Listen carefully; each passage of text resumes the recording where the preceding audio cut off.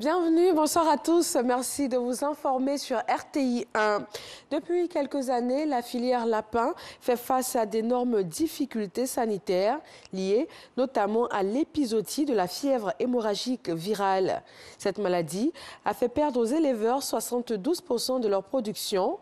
Face donc au fléau, le ministère des Ressources animales et halieutiques a décidé de leur venir en aide. Plusieurs mesures ont été prises, notamment la mise en place d'une politique d'indemnisation de plus de 36 éleveurs de lapins et la vaccination de la population des lapins. Lutte contre la drogue en Côte d'Ivoire, 6 tonnes, 51 kg, c'est la quantité de drogue et de médicaments falsifiés qui ont été saisis par la cellule antidrogue de la gendarmerie de Korogo, au cours de cette année 2021. Ces produits nocifs ont été incinérés et cela en présence des autorités compétentes. La cellule antidrogue de la gendarmerie de Korogo a incinéré 6 tonnes, 51 kg de drogue et de médicaments de qualité inférieure et falsifiés. Cette importante quantité de produits prohibés détruite constitue l'ensemble des saisies effectuées du 1er janvier au 30 novembre 2021 dans les régions de Bagoué, Poro et Tchologo. 6 tonnes de drogue, nous pensons que c'est trop. Et nous constatons que la drogue a investi nos écoles malheureusement. Et nous, parquets, nous ne pouvons pas l'accepter. C'est pourquoi nous disons que la lutte continue. Elle est difficile, elle est âpre, mais nous, parquets, nous n'avons aucun intérêt à nous arrêter parce que nous sommes les défenseurs de la société. Le préfet voudrait lancer un message à l'endroit des vendeurs. Leur dit que beaucoup de politiques de réinsertion sont développées actuellement par le gouvernement. Il est mieux de saisir sa chance et demander en tout cas aux consommateurs d'abandonner, de se tourner vers les produits conventionnels vendus dans les pharmacies. La valeur marchande de ces 6 tonnes 51 kg de drogue et de médicaments de qualité inférieure et falsifiés incinérés est estimée à 50 millions de francs CFA. 37 personnes de différentes nationalités impliquées dans le commerce de ces produits nocifs ont été interpellées et déférées devant les tribunaux de Boundiali et Korogo. Et nous quittons Korogo pour Paris, la capitale française, où on va parler de conditions de la femme.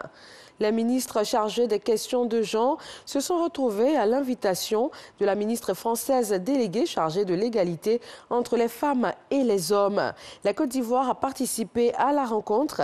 Il y a été question d'analyser et de proposer des solutions visant à améliorer la condition de la femme, notamment les droits de la femme, la participation de la femme à la vie publique, la place de la gente féminine au sein des instances de décision ou encore l'autonomisation économique.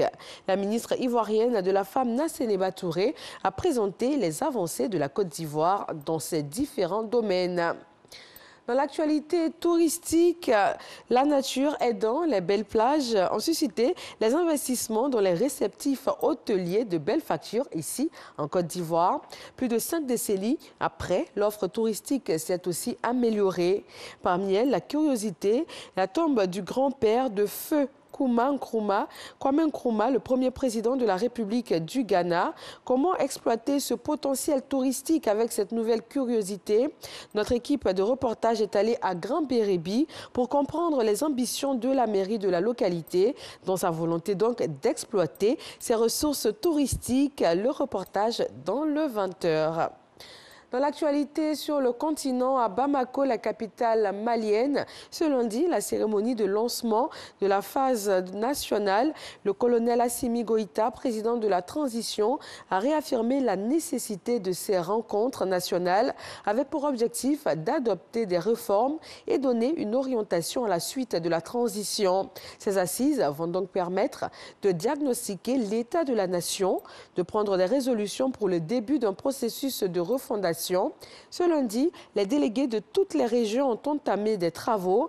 Jeudi, une réunion plénière sera clôturée par la rédaction d'un rapport final avec donc l'annonce de nouvelles résolutions. Le Sénégal lance ce lundi son train express régional.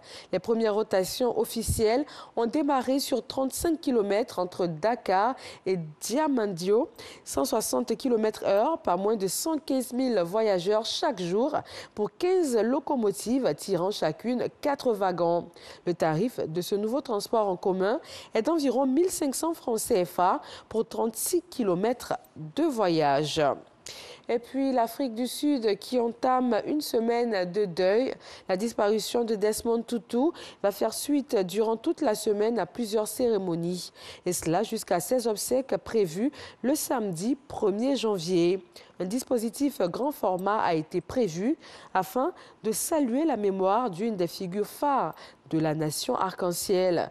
Mais pandémie oblige, la taille des rassemblements a dû être fortement revue à la baisse afin d'adhérer aux restrictions gouvernementales.